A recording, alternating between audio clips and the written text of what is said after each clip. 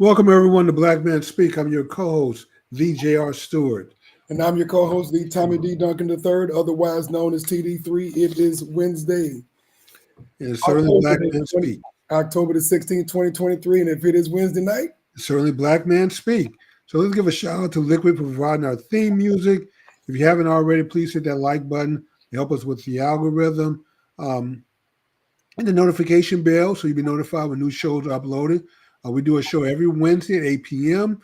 And at 9 p.m., the show is uploaded to various media platforms to include YouTube, X, and Facebook, and a couple others. So you'll find us in multiple places. And if you're here watching the show live, bring a friend with you, a family member, a coworker. You guys have something interesting to talk about for the rest of the week. With that being said, Tom, let's do what we do best, which is bring the most informative information about the Black community to social media. all right. Well, let's go ahead and start off with acknowledging, Jimmy, that now that we are in the fall, the weather's starting to cool off. But in October, for those of you who did not know, it is actually Breast Cancer Awareness Month, honoring those we've lost, promoting medical exams and preventive care, and raising awareness about breast cancer. And this isn't just for women, this is for men as well, because what I was not aware until a couple of years ago is that men could actually contract breast cancer, but it is the second leading cause of cancer-related deaths among Americans after heart disease, of course. For Black women in particular, the ones we love and protect, the incidence of breast cancer has increased over the last 40 years. The rise is particularly evident among women aged 60 to 79, although the average diagnosis tends to be younger for Black women than for other women. So with that being said, for those of you who are not aware of it, make sure you go out, support somebody, especially though for those of us who are battling through and winning the fight against breast cancer. I have a young cousin, Jimmy, who I guess has been within the last couple of years, had breast cancer. She had to go through some treatments there, but she has overcome it, kicked its butt, and she is doing well and working and fighting the good fight. So we've got to make sure that we acknowledge it and make sure that we continue to raise awareness and money so that we can, of course, treat this. But the reality of it is we got to take care of our health, Jimmy. Yes, we do, Tom. Good deal. So all that being said, happy Breast Cancer Awareness Month. And we will go ahead and go to our next story, Jimmy. Actually, this was something that we wanted to talk a little bit about and just ran out of time last week. But in August, just a couple of months ago, Time Magazine and Time for Kids chose its 2024 Kid of the Year, which this year it is Herman McKelly, a teenager who could possibly change the way skin cancer is treated. From Fairfax, Virginia, he has developed an affordable bar of soap that could make delivering medications for skin cancers, including melanoma, more accessible. Melanoma is the most invasive type of skin cancer with the highest risk of death, according to the Cleveland Clinic. However, highly curable if caught early. Yes. Yeah, his passion for Jimmy, I know you'll appreciate it, started at a very early age, at just the age of 4. He mixed together household products to see what he could come up with. He advanced to chemistry sets when he was just 6 years old. A few years later, he decided to tackle skin cancer. And we actually talked about this young man last year. We mentioned him before, Tom, on this show. He won the 3M Young Scientist Challenge. And we talked about this young man. I knew his face from someplace, but his early memories were of seeing laborers working under searing heat in Ethiopia, where he was actually born. After immigrating to the United States, he realized that it was a big problem, the sun and the ultraviolet radiation. He learned about Immucumod, a cream-based drug that can help destroy tumors, but is extremely expensive, can cost in treatment plans up to $40,000, the retail price going up to $180,000 without insurance. But he realized that a bar of soap could be effective, accessible, and a cost-saving delivery mechanism for the drug. To turn this into reality, he applied to and won 3M's Young Scientist Challenge in 2023, securing $25,000 to help in this research. So we'd, of course, like to give a shout out to this young man who is Times Kid of the Year. Okay, shout out to this young man. And Tom, this is, of course, you guys know I'm a broken record on this topic, but this is what happens when our young people don't know that they're not supposed to go out and do great things. And there's nothing special about the gray matter between his ears in this young man and every other black kid around the world, especially here in America. So we should be ashamed that our children are not competing and doing better than what they're doing. Our kids should be messing the grading curve, Tom, rather than the Asians. It should be Asian kids that are fighting for affirmative action to get into schools because there's so many black kids on the Ivy League campuses. So this is just an example, Tom, that this young man didn't know he wasn't supposed to go out. That he wasn't supposed to go out and do great things. He just went out and did it. Got a chemistry set, got involved in something that interested him at a young age, and now look where he is. So congratulations to this young man, but he's a walking example, Tom, of what can be done. We should be pushing all our kids to emulate this young man at an early age. Yep. Don't wait till they get to high school. Don't wait till they get to college. Get on their butts at 3, 4, and 5 years old for something more than video games. I would agree, Jimmy. Inspiration and encouragement, it really all comes down to what you spend your time doing. And there is nothing wrong, with enjoying yourself being a kid. But the reality of the nature here with this young man is he found out he had an inspiration at a very young age. And obviously his parents encouraged him to explore his curiosity, Jimmy. And, he's going to be an up-and-coming scientist that I am very sure we're going to hear a lot about of in the future. He's only 15 years old. They said that for him to actually get through this process and get it approved, of course, it has to be experimented with. He has to get a patent. It has to be approved by the FDA, which could take up to 10 years, Jimmy. But he's only 15 now. So even if it took 10 years, he would be 25 if this guy, went through the normal process, Jimmy. But they said most young people, they don't graduate from med school until they're about 28 years old anyway, considering rotations and things of that nature. So the reality of it is, you're exactly right. We have to continue to encourage our kids, but most importantly, we have to give them direction and guidance as parents, which means we have to be the parent, not always the friend, even though there's nothing wrong with having a healthy relationship with your children. Right. So, okay. All that being said, let's go ahead and move forward. It's about 8:10, Jimmy.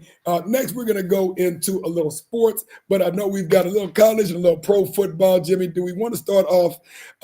Matter of fact, before we do that, let's acknowledge a couple of people on the chat line. We have Miss Tanya on the chat line. What's going on? Hey, y'all, we got Miss Audrey K, cousin Audrey K. Good evening.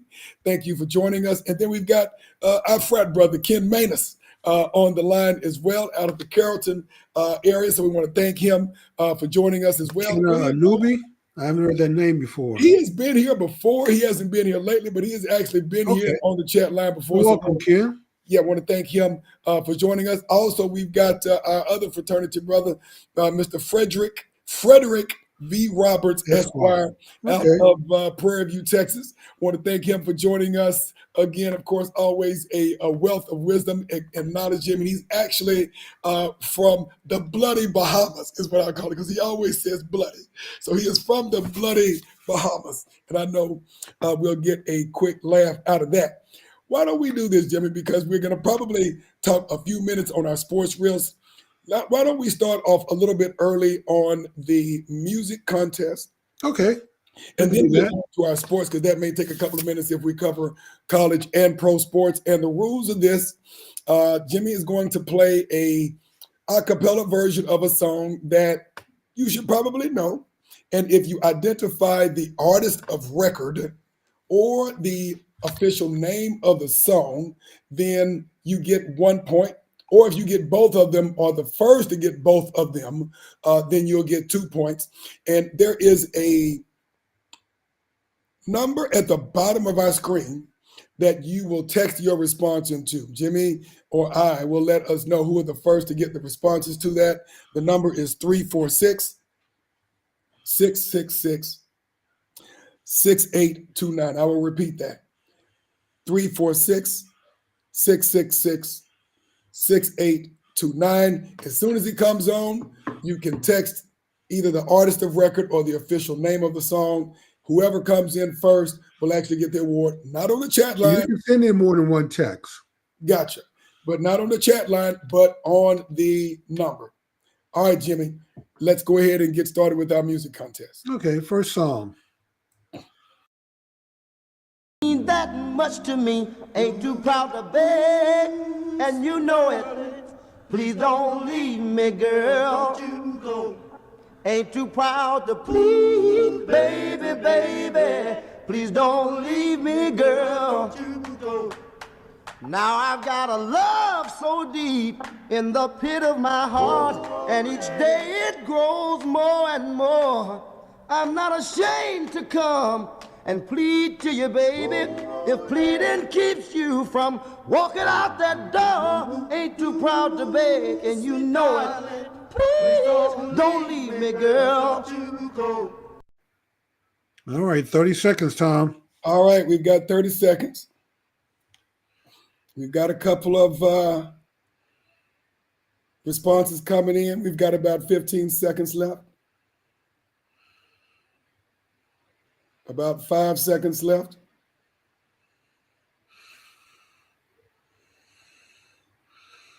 All right, we are out of time, and we've got some responses. And it looks like the first person to get in the last 4 digits, I will not give out the phone number because of privacy. The last 2 digits on the phone number, Jimmy, I see are 16, or the last 3 digits are 716. Do you see that? Yes, that person got the group correct. Temptation. But if you go down 2 more, 249 got the. Gotcha. Okay, you're correct. So this is what we've got. I'm sorry, the first person didn't quite get the whole. Yeah, okay. The first person, the 716, got the name of the artist or the group correct, which is the Temptations, but did not get the full name of the song. It was close though. It wasn't me. But the first person to get the first the official name of the song was the last 2 digits, 249, and that's Ain't Too Proud to Beg. Right. By the Temptations. And so it looks like Miss Tanya got the group correct, and it looks like Uncle Asar was the first to get the full name of the song correct. Congratulations to both of you. All right. Good job. All right. So it was split this time, 1-1. Congratulations to Miss Tanya and to Uncle Asar for getting those correct. And so yeah, Miss Tanya was close. Just one word. Yeah, there we go. Just one word off, but she was close. Okay, Tom, let's get into talking about sports. It's going to be a Jimmy, miserable conversation. We got to mention those Cowboys. All right, we're going to go unmentioned this week. Let's start out with college, and then we'll go to pros. Let's start out with college. College is a little more optimistic. We've been talking about, Jimmy, we have been waiting for over a decade for them to get this playoff thing right. They finally got it right. They got a top 12 team, and now, we're not. Are we even halfway through the season yet, Jimmy? We are about halfway, yes. Okay. They play about 11, 12 games to include the conference final, and I think we'll have a 2 or 3 game playoff. So yeah, we're probably about at the halfway mark. All right, good deal. Well, the biggest game, I don't know if it was the biggest game, but the biggest game in Texas, the Southwest this weekend was Texas and Oklahoma, the Red River rivalry. I think you used to call it the Red River shootout, and it wasn't much of a rivalry. It wasn't much of a shootout either, Tom. It was not. Texas, who is ranked number 1, by the way, in the country right now, they completely shut OU down 34-3. It was pretty bad. I couldn't even watch all of the game, Jimmy. I watched it all the time, and it was fairly thorough. It wasn't a fluke, so it wasn't a bad call or slip and a miss here, or come down to a field goal at the end. Texas is all right. Even though you shouldn't beat your stepchildren, but beat them like stepchildren, Tom. They beat them like they beat them down pretty good, Jimmy. It wasn't a contest at all. I'm pretty sure they made plenty of money. A lot of folks got drunk, at the state fair as they usually did, Jimmy. But unfortunately, this wasn't much of a contest. Texas was number 1. They stay at number 1 right now. So they obviously moved the needle on that. But the next game, Jimmy, Oregon and Ohio State. And that was the game, Tom, of the week. That was the game of the weekend. Ohio State number 2, Oregon number 3. And Jimmy, Oregon pulls it out at the very end of the game. I'm going to say, Tom, I was very impressed, first of all, with both quarterbacks from Ohio State and from Oregon. But the Oregon quarterback, to me, was just a little bit better. He made a touchdown throw for that second touchdown to the end zone where the receiver kind of caught it, tiptoed before he fell out of bounds. But, Tom, I swear that was an NFL pass. Both of those guys have speed. They make good decisions. One like they were out there just tossing the ball around and making a bunch of bad decisions. It makes me wonder, Tom, where our team would be, the Cowboys, if we just had a better quarterback. Even if we had to go get one out of college right now, compared to what we have, the $60 million bust. But, that was a great game. I enjoyed it. If you didn't watch it, you missed a really good game. And, Tom, we got another really good game coming next week. Weekend between Texas and Georgia. So, number one, where is Georgia ranked? About 5? Georgia is ranked number 4 at this point, I believe. No, I thought Ohio State was ranked 4th. Oh, you know what? You're right. Matter of fact, let me pull this up right quick. I know Georgia is up there, so you are correct. Georgia is 5. So Texas is 1. Texas is 1. Oregon 2. Penn State 3. Ohio State 4. Georgia is 5. And now Georgia made a really good second half effort to get back in the game against Alabama when they got so far behind the first half. And so I'm sure that they didn't appreciate the way that game unfolded, and they're going to want their top spot back, or at least stay in the top 4. But this should be a good game, Tom. Texas will be tested. I am definitely looking forward to this upcoming game, Texas and Georgia. I mean, of course, Georgia won the national championship a couple of years ago. It seems like a long time ago. Michigan won last year. So I think that is definitely going to be the game of the week. And, of course, you also have Alabama playing Georgia as well. Alabama is still in the hunt. Even though they came off of that game against Georgia and then lost to Vanderbilt, but Alabama is still number 7 in the rankings. Tennessee is still number 11, so it does still have significant implications. So now here's going to be if there's going to be any kind of controversy, Tom, I'm going on record right now to say it's going to be with this Texas-Georgia game. If Texas wins, I'm sure Georgia's going to drop, still probably be in the top 10, but there are going to be some teams around 10, 11, and 12 that are either undefeated or only have one loss, and Georgia will be sitting there with 2 losses and still be in the playoff hunt. Yeah, and the thing about it is, Jimmy, with us only being halfway through the season, it's a little bit dangerous to have 2 losses because at the end of the day, I believe you're still going to have conference championships towards the end of the season, and you don't want to be going into the second half of the season with 2 losses because you mess around and get 3, you're going to probably get bumped in that top 12. Yeah, 3 would definitely get you kicked out, even if you're an SEC team, Tom. But look what they lost to. If they lose to Texas, that'll be the team ranked number 1. When they lost to Alabama, Alabama was ranked number 2, and they were ranked number 1. So we shall see. It should be a good game. But a 3. I mean, Georgia is a good team. It's a solid team. A really good team. But a 3-loss Georgia team, and then you're going to have other teams with probably in weaker, what you would consider to be weaker conferences. Who are going to have maybe 1 loss, possibly 2, who are going to be saying, "Now wait a minute, we've lost 1 game or 2 games." You're going to put a 3-loss Georgia team if it happens. That's right. If it happens. Yeah, that's going to be the controversy. If they're sitting at 3 losses at the end of the season, do they still make the top 12? Because, like I said, there will be some teams at 9, 10, 11, and 12 with 1 loss, or some will be undefeated, that'll be making a claim that we should be in that top 12, especially if you're number 13.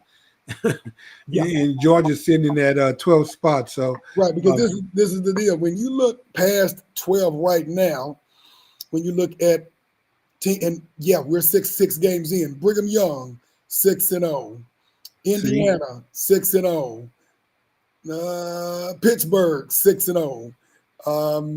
These are not what you would consider to be powerhouse teams. But if they happen to go undefeated or maybe lose just at least one of those 3 is going to run the table and be undefeated at the end of the year. And if they're sitting in that 13th spot and a 2-loss team is sitting at number 12, or a 3-loss team to make it even worse, Yep. that's where your controversy is going to happen. Exactly. Now what say you? Because I know you are a big Bama fan. What is happening to Alabama this year? They lost to Vanderbilt. They barely beat South Carolina coming off of that win against Georgia. Yeah, Tom, it's the defense. It's young, but they've had young defense before because a lot of their players end up going to the NFL, which is what happened last year. They lost a lot of players to the draft, so they have to rely on a lot of young players. But Saban has always been able to get the best out of those young players and scheme. The coach they have now is more of an offensive coach. And it seemed like their defensive coordinator is not quite the defensive guy that Saban was. So their defense is suffering. They can't stop anybody. They couldn't stop Georgia in the second half when they needed to win the game. They couldn't stop Vanderbilt the whole game. Vanderbilt marched up and down the field on and pretty much scored at will.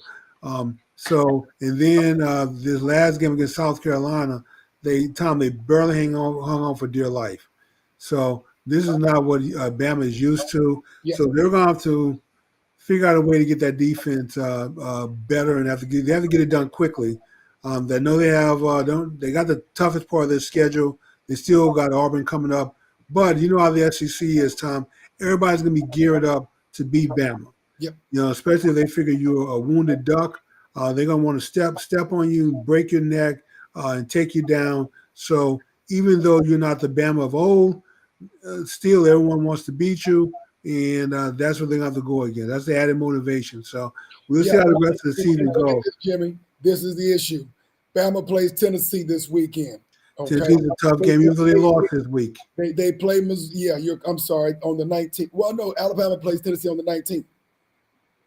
They got Missouri on the 26th. Missouri, tough loss to A&M, my alma mater, but Missouri's now, they got a chip on their shoulder, so they're going to be playing hard. They got LSU on the 9th.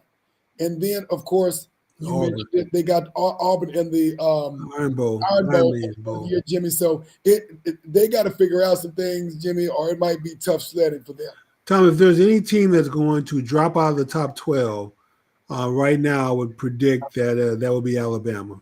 Only because they just don't have the defense. Even against weaker teams, if you can air the ball up and go long on Bama, then you have a chance to beat them and score some points. So, gotcha. All right, Jimmy, let's go ahead and go to the pros. What happened to the Cowboys this past weekend against the Lions? I saw the game. I was expecting the Lions to win anyway.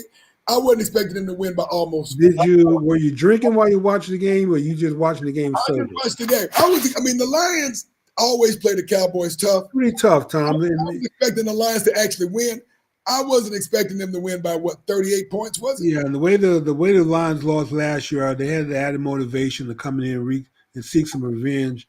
But if you watch that game sober, then I feel sorry for you then, because it was tough to watch. Miserable. They were just outright beaten. There's no excuse for the Cowboys pro players to play that terribly and not be put a better product on the field. But they're just not a very good team. And Jerry had the unmitigated gall to say he was shocked. Yeah, Tom, because he's written a check. He has the highest paid player in the league. He has one of the highest paid wide receivers in the league because he's got a new contract. He has Michael Parsons, who wants to be the highest paid defensive player in the league. He's not even on the field right now. Well, but that doesn't matter. He still wants a new contract. Yeah. So, and you got other players who want to be paid. They've paid the Bland. They've played the other cornerback. So they've written the checks, Tom. But this is my prediction. It's not about collecting talent anymore. That was back in the 90s. Those were Jimmy Johnson days. If you got enough talent, then you could win. Then we went to the age of where it's all about the quarterbacks. Now, Tom, it's really not about the quarterbacks anymore. It's really about the running game and the coaches. If you can run the ball and keep the chains moving, win the battle of possession, and you have coaches that can scheme well, plan well, and attack defenses with motion and shifting, so you're off guard. You never know quite what they're going to do. To put your team in position to win games and score points. That's where it is now, and the Cowboys just don't have that. They don't do a lot of motion. They started to recently, but they don't do it very well. It's not something they've normally done. They've always been able to line up against people and overpower them, but they're not a power running team anymore. They can't do that. And we already know we got Fluffy Duff 2.0, as you call him, coaching the team. Mike McCarthy. And him and the defensive coordinator, Tom, they're okay coaches. I'm not going to take that away from him. And Jerry and the organization is okay with drafting. They normally can draft and put together a decent team that can put them in the hump to win a division. But once they get to the playoffs, they get exposed for what they are. They're just not a great team, a power team that's competing for a championship. They compete for division titles, and that's about as far as they go. Agree. The Cowboys have no run game. When they're at their best, they have a run game. They ran for 53 yards, which was absolutely abysmal this year. But this is the same team where the owner did not even take the time to call the best running back in the market, one Derrick Henry, to even see if the numbers might work out. You had 3 interceptions this past game against a very good Detroit team that has a very good quarterback, a very good run game, a very good pass game, and a very defense-oriented head coach. And, Jimmy, the only good thing that I can even say about this game, they only had 4 penalties because they're averaging almost 10 penalties per game up until this game. And so the only good thing that I can even say is that they averaged only 1 penalty per quarter. They only had 4 penalties the entire game. And for the record, that's very sad, Tom. So, all right, but it is what it is. Gotcha. So all that being said, good luck to them because, Jimmy, if you look at the next couple of games that they have it's going to be rough. Yeah, they've got to play the 49ers. We know who they are. They got to play the Falcons, who's actually doing better this year. They've got to play the Eagles, who were expected to win the division at the beginning of the year. They got to play the Texans, who are, quite frankly, a better team. And then they got the Commanders, who are the surprise team of the year, with one Jaden Daniels, who is already in talks of being, of course, Rookie of the Year. And the dude is flat out making it happen to a team that has been perennially the bottom of the barrel in the NFC East. So we're just going to have to bear down, Tom, and take this season for what it is. Don't expect a whole lot from the Cowboys. Just watch the games for entertainment. It really helps if you have a couple of shots before you watch the game. It help you get through it, so that way you can have some entertainment value when you finish watching. You can still laugh and smile if you have enough liquor in you. All right, Jimmy, it is now 8:30, so it is time now to go to our movie contest. Similar concept, except Jimmy is going to play an excerpt from a movie, and you have to identify the name of the movie. Not the actress, not who wrote it, not the director, not any other information, not the year it was produced, just the title of the movie. Right. First person gets 1 point. And Monsieur Noor said he did not know how to text, so just type the name of the movie. For those of you who are out there, just text this number into your mobile phone. Save it. Once you've identified it, and then just text the name of the movie, and that's all you got to do. All right, let's get this party started. You ready, Tom? Yes, sir. All right, here we go.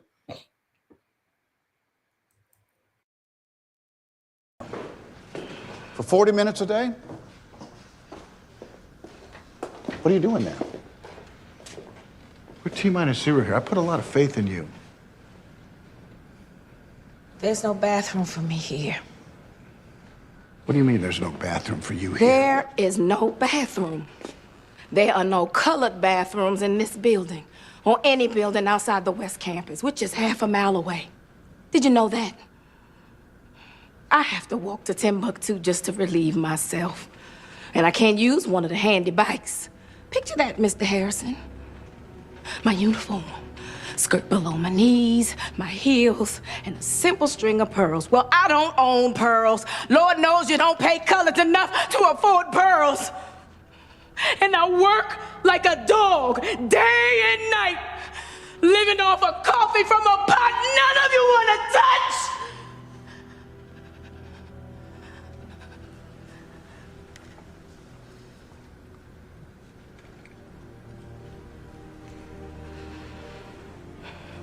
So, excuse me if I have to go to the restroom a few times a day.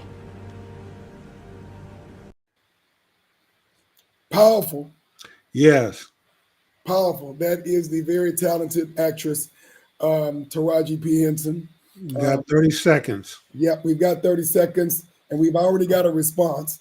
Okay, wow. We've already got a response with the last 3 digits of 249, and that would be Uncle Asar. So he has actually. Uncle Asar is on the movies, man. Yeah, he's old school. Now he's competitive on the music also, but he's on the music. I mean, on the movies. Yes, he is.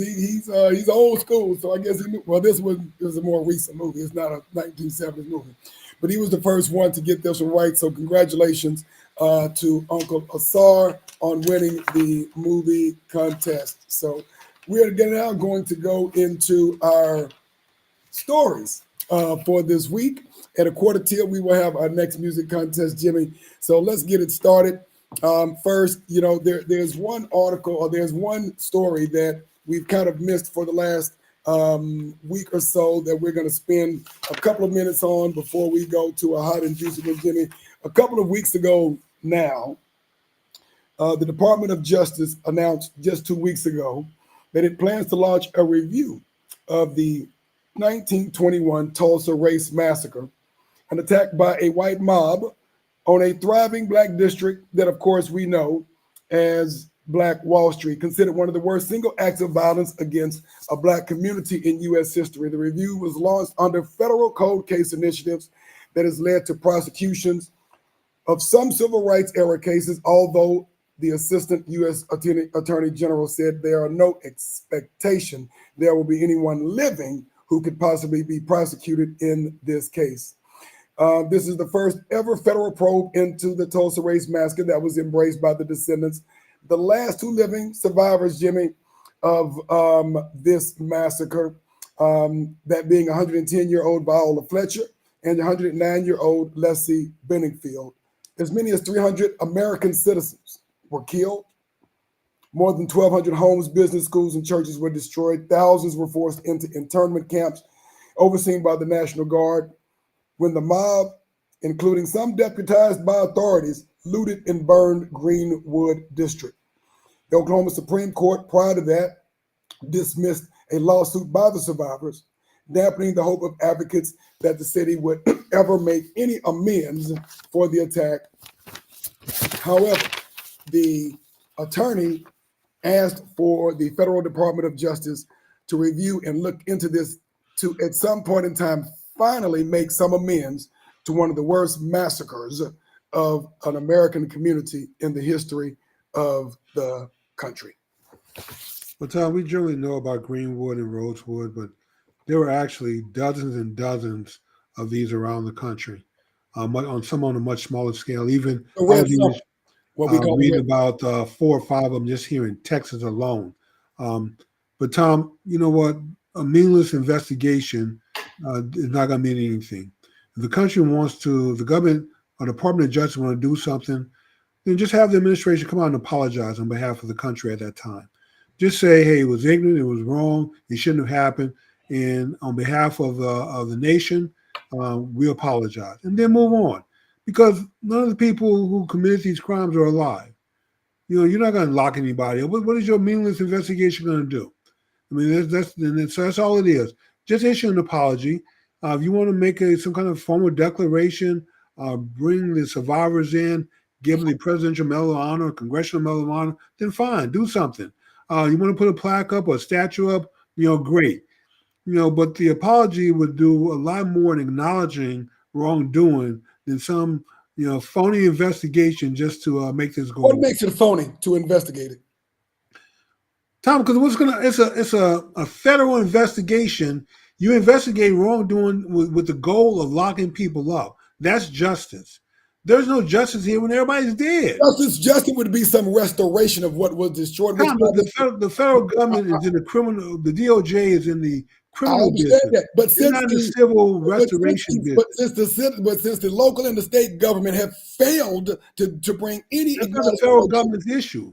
The federal government, the Department of Justice, that's not their issue. They don't do civil. I mean, they do some civil litigation Yes, they do. when it comes to federal And law. yes, they have. And But that's including, what the Jimmy, states, though. you're correct, Jimmy, but that is including, of course, the bombing of the church in Alabama. But Tom, they are suing states and counties and local governments to comply with federal law. They don't sue for monetary damages. So, once again, having the Department of Justice come in and do some meaningless investigation, so what? We know what happened. That's all you're going to conclude is that here's what happened. They were wrong. Okay, so that doesn't put us any closer, any further along than where we are right now. You know what would help at least a little bit to get something, a positive out of this? Is simply apologize. Well, Say, hey, the nation was why did wrong. the state of Oklahoma apologize? Well, the state can do that too if they want to, but the federal government can apologize for not doing more. Why hasn't the state? Why hasn't? I don't know, Tom. I don't live in Oklahoma, and that's the reason that they're going to the federal government. But you're not going to get anything from the federal government. The federal government wants to apologize on behalf of the federal government not doing more to protect the civil rights of those people. That's what they should apologize for. If the state of Oklahoma wants to apologize for their part in it, and the city wants to apologize, more power to them. Which they haven't. Okay, and they may not do it, but the federal government's not going to be able to force them to do it in this investigation. They may not force them to do it, but if the city of Tulsa will not, if the state of Oklahoma will not do anything, not even apologize, you know what? They're still seeking redress. There are two sisters. There is no redress, Tom, when nobody's alive. It only took a century for someone, almost a century for someone to take this seriously. And so the reality of it is, there is no redress. You have no one. You can make a civil rights claim if you want to. That's true. And they've tried that. It has not worked. And so now there's nobody living to arrest or to go after. And maybe there isn't. But you know what? If they've got to go to the federal government to get some acknowledgement of this, if they've got to go to the federal government, no, Tom, they're only going to the federal government to get some restoration of they're trying to boost their civil case by going to the federal government, hoping to use whatever they find and whatever admission of wrongdoing into their civil case. But they can give that a try, more power to them. But once again, it's meaningless because the two survivors who were left would never, ever get 1 cent out of the state, or the city, or anyone else for what happened. So the best that we can hope for now is an apology, maybe try to heal some wounds and move on. Well, I would say that much. It's better than what they've gotten thus far. Which is about what they're going to get in the future. I'm sorry to say it. That's on you, but it's better than what they've gotten thus far. Yes. And that's the reason why people don't mess with certain folks, because obviously when it comes to things like this, an acknowledged catastrophe in this country, they haven't even gotten an apology from the city or the state. And we understand that all levels of government are implicated in this.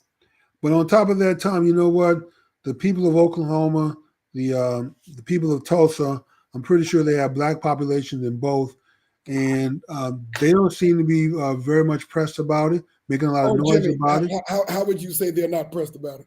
Well, because like you just admitted, there's been no apology, no admission of wrongdoing. By the folks who run the state. The people who run the state have to get votes in order to run it. Black folks don't run the state of Oklahoma, Jimmy. But they vote, Tom. And once again, this goes back. But the reality of it is, Jimmy. It goes back to my point that I've always been making, is that black people ask for nothing. Absolutely nothing. Jimmy, in this case, they've asked for something and they've gotten nothing. Tom, I don't see any evidence of them asking for anything. They don't withhold their vote in order to get this. So it's like, once again, I'm going to quote the character Porgy from the play that I got plenty of nothing and nothing is plenty for me. That's the attitude of black folks who come in and vote, Tom. Jimmy, just give it away. Jimmy, those are excuses. This is a red state. The reality of it is black folks. No, it doesn't matter. If you have black people there, it does matter because you have black people there you are a minority who can leverage their vote for something. Even if you can leverage your vote, but if you don't control the state house, if you don't control who's in the government, if you don't control, you have city councils. You telling me that black folks don't have one representative in the whole state of Oklahoma? They can't get a city council member to issue a declaration of wrongdoing. to a Jimmy, simple. if you, They can't. I can tell you exactly what one representative will get. It will get you exactly what is gotten in Louisiana when they're trying to get 1/3 of the population into one representative in the entire state. That's what happens when you have one representative. Okay, Tom, we're going to have to agree to disagree on this one. Yeah, and that's fine. We can agree to So disagree. the people there, The point is, I don't see. the point I is see, they've got I see nothing. protesting over other nonsensical stuff, but on the stuff that matters, you And people. so just what you're saying is getting nothing is better. Getting something is no, better Tom. than What getting I'm nothing. saying is that we don't ask for anything. We don't dare demand anything. How does that relate for to our this? schools, for our They have been in neighborhoods, court for from our years on government this, at Jimmy. all. They have been in Because court we for have years. people with the attitude that somehow our government, we don't run government, so we shouldn't expect anything from it. No. That's not the point. No, the point is not that we don't run the government. Of course, you may be a minority vote in the government. The reality of it is, when you're not getting justice, you continue to push to the highest level that you possibly can. Of course, the African Americans in the state of Oklahoma do not control Congress. They do not control who's in the state house. And so the reality of it is, you leverage your vote, but if you're outvoted and you're outgunned, you go to the next level. You know what they do control, Tom? They control their right to register to vote. Jury pools. Are you trying to say that folks in black folks in the state of Oklahoma aren't registered to vote? I don't know, Tom, but Yes, jury pools are made up of who? Registered voters. If you've taken this into court and lost, what, you're going to tell me that it was all white jury every time they went into court? They never got it. I can't tell you that, Jimmy, but what I can say is this. For many of us who have been caught in the jury pools, you know, attorneys are very ingenuitive in terms of their selection for it. And so the reality of it is the politics of the politics. So we blame on the lawyers, we blame on the No, government, we're not blaming. lack of power. Those are just facts, Jimmy.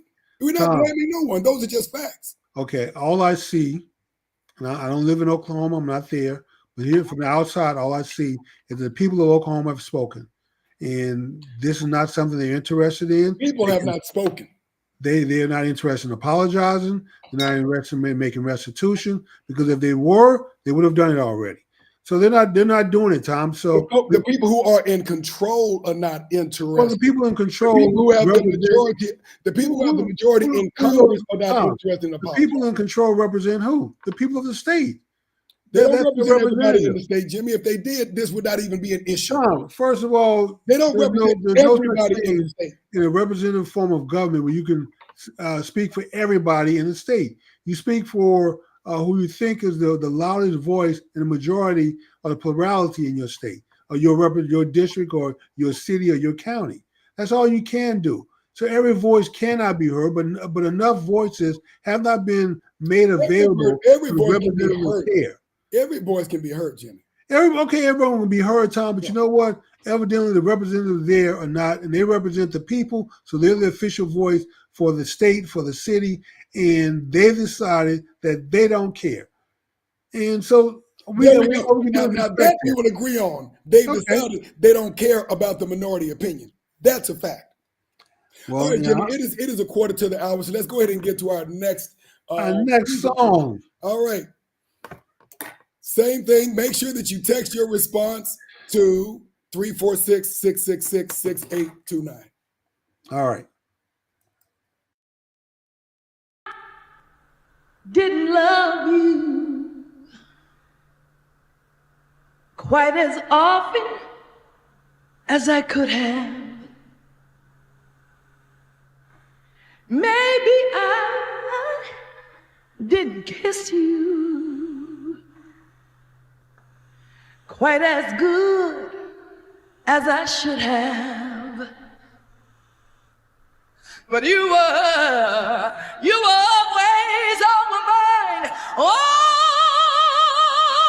my love, you were always on my mind. You were always on my mind.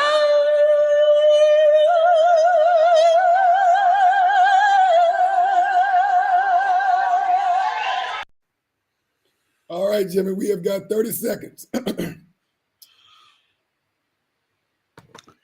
I'm checking my phone. I don't see anything. Well, we'll give him a couple of seconds. We've got 30 seconds. If after 30 seconds no one has responded, then it will be a wash and no one will get credit. Okay, we did get we have gotten one in. We've gotten one response. Gotten a second response. All right, we are off the clock now. We have gotten a couple of responses here. Let me see here. Let's see if we can get this. Okay, let's see. So the first person that got the name correct, which was Sissy Houston, who we acknowledged last week, she became an ancestor. The last 4 digits, 972. The last 4 digits, 972.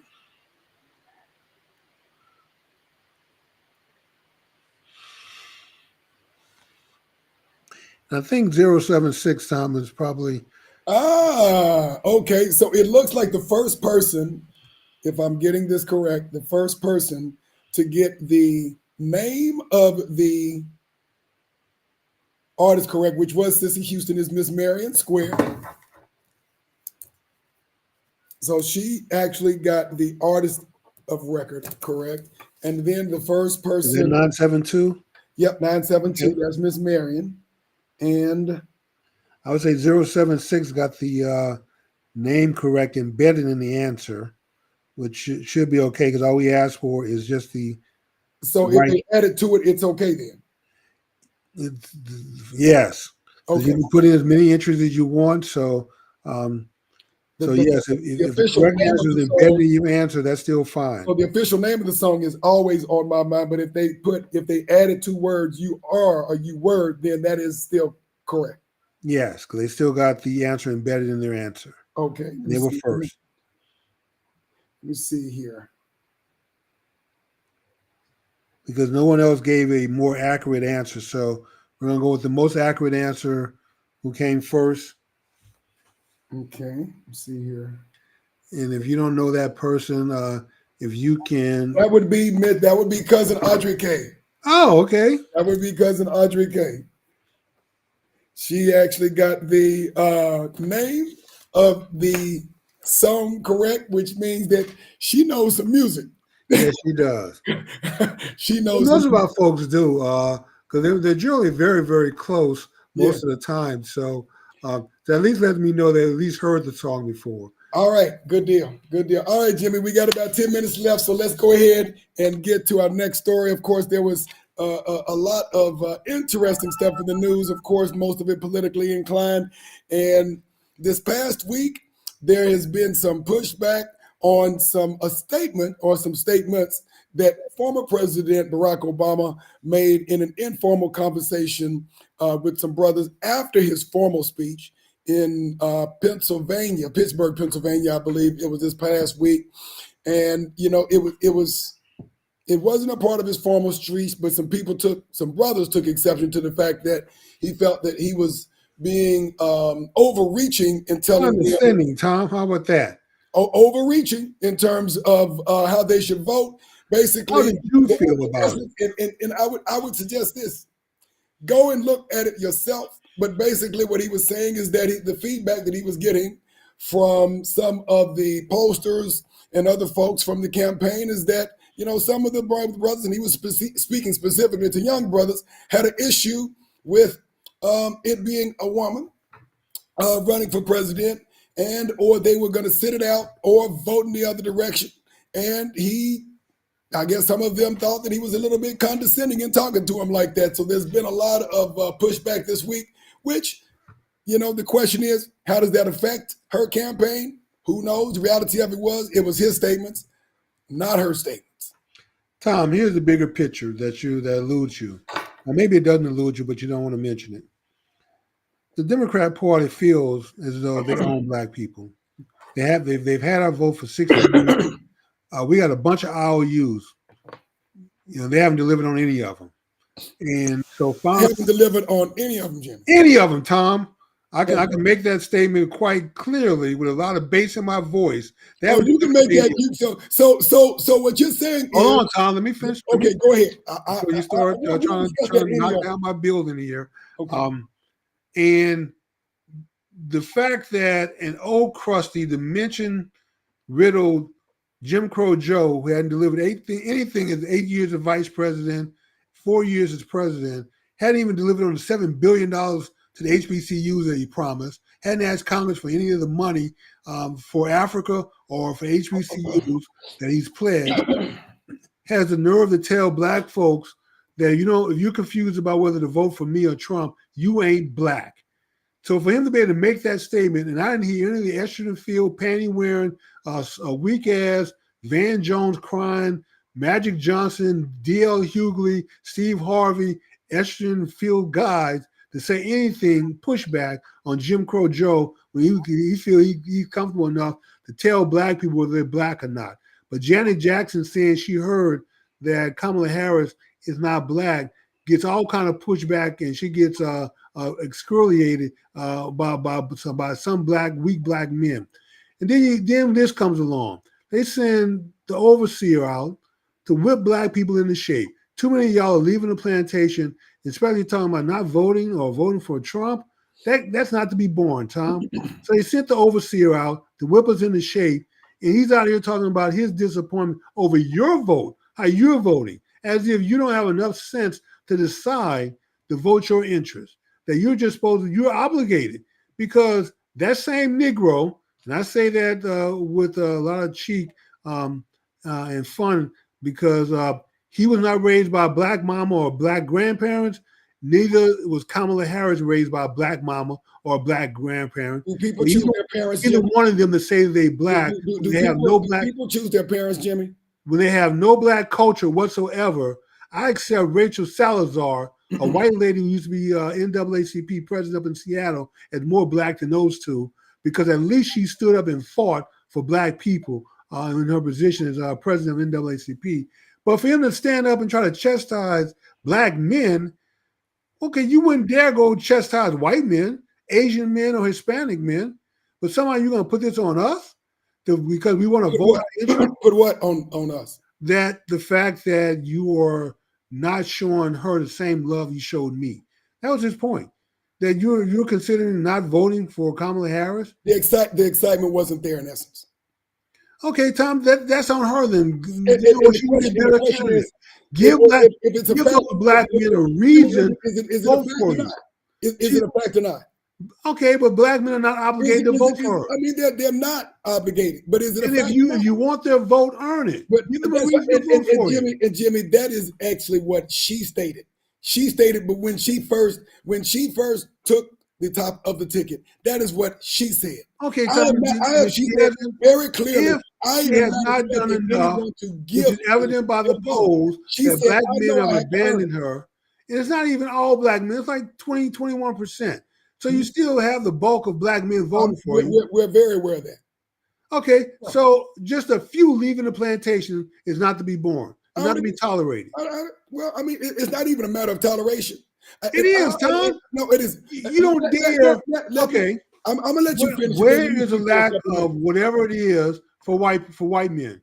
Why aren't white men getting the same speech? Why aren't Asian men getting the same speech? Because the reality is the majority of white men support Donald Trump, so it's not. He's not then why aren't you chastising them? A lot of Hispanic men in larger numbers than black men have left the Democrat Party, not voting for Congress. That's their choice. Why don't you go chastise them? You know what? That is their choice. Okay, Tom. So what you don't want to acknowledge and see is that this party feels a sense of ownership, that black people are obligated to vote for them. And when you don't vote for them, you cut away from the plantation. They're going to send all the overseers out there to whip you back into shape, to whip you back on the plantation. So if I was there, which Barack Obama, lucky I wasn't, because I would have made news.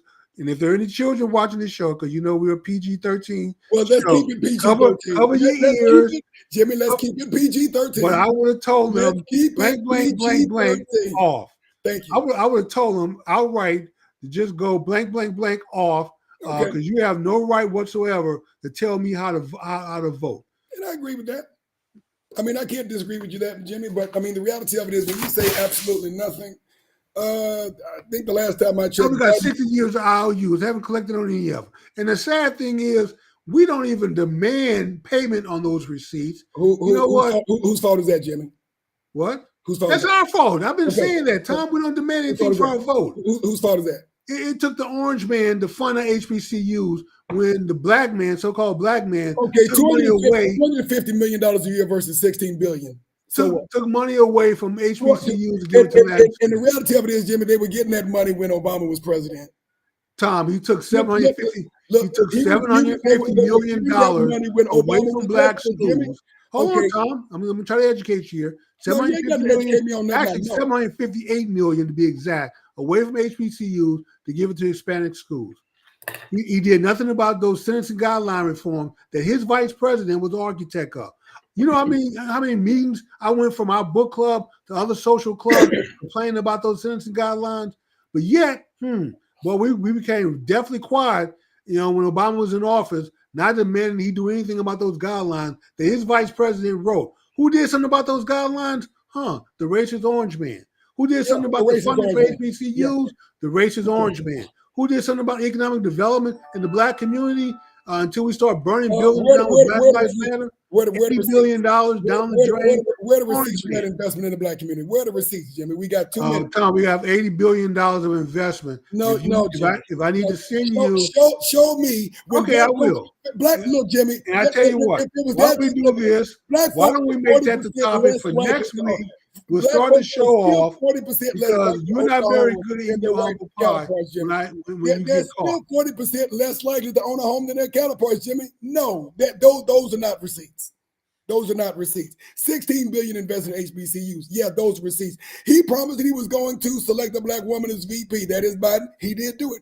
He also has a black woman, of course, who is now sitting on the Supreme Court justice who actually advocates for black people. That other dude who got selected by a Republican doesn't. $16 billion is already earmarked, and that's already money going to HBCU.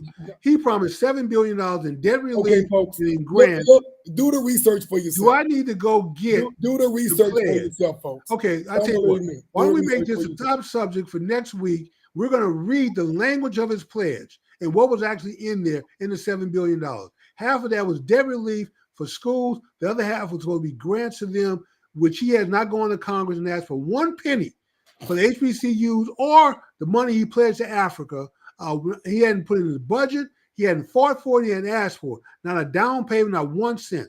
The only money that these schools are getting is money that they're already receiving, minus the money that Trump put in there that was guaranteed. And the money that Trump so-called put in there, he completely obliterated and then added it to make it look like he put some money in there, which he didn't. Jimmy, it's not a clock. Tom, we can continue. I tell you what, Jimmy, it's 9 o'clock. I will pull the law. Go ahead and I will pull the law. It was written for 10 years. I will let you finish, and then the money was put there until the current administration opted not to enforce the law and fund it. All right. That money was not pulled by Trump. That money was pulled by Biden. It was right. The federal government, the Jim Crow Joe administration, 92% of us voted for it. How in the hell are we voting for this guy who's done so much damage in recent years? Damage. Let's not talk about damage. We're talking about 1 million people on your president's watch because he wasn't willing to acknowledge the worst darn pandemic in over 100 years. The majority of those folks who died looked like us. Let's keep it moving. You get a process that normally takes 7 to 8 years. Let's keep it moving. 7 to 8 years to develop a vaccine. You get it developed in less than a year. What the hell are you talking about? Let's start off with acknowledging that it exists, which he didn't until he had to. Okay, Tommy. Okay, you must have spoken that crack again, dude. No, bro. There was nobody in the Trump administration that never ever denied that. Okay, folks. You bring your proof. Don't believe me. Don't believe Jimmy. Okay, look at it yourself. He was the one that next week, Tom. Why don't we do that? We'll do the whole show on either I'm going to eat some humble pie or you eat some humble pie. Show on that mess. What's my mess? You're the one bringing it up, so you can't defend it now. Now that I asked you to defend your statement, look it up. Now it's best. You can ask me. You comfortable asking me to defend my statement, and I say, okay, I'll bring the evidence. And now you don't want to talk about the evidence. We can talk about it, but this show is mess. But this show is Over. It's 9:01. Let's What time we've gone over before? Let's respect. That's the benefit of owning the show is that you can go long if you want to. We will get to it later. So, folks, anyway, thank you for joining in, and we appreciate, of course, you like every Wednesday coming to YouTube for Black Men Speak. And of course, don't be afraid to chime in on the chat line if you agree or disagree with any of the comments here. You have a voice here also. Please do. So anyway, we'll see you guys next week. We're going to end the show out. All right. Good night, everyone.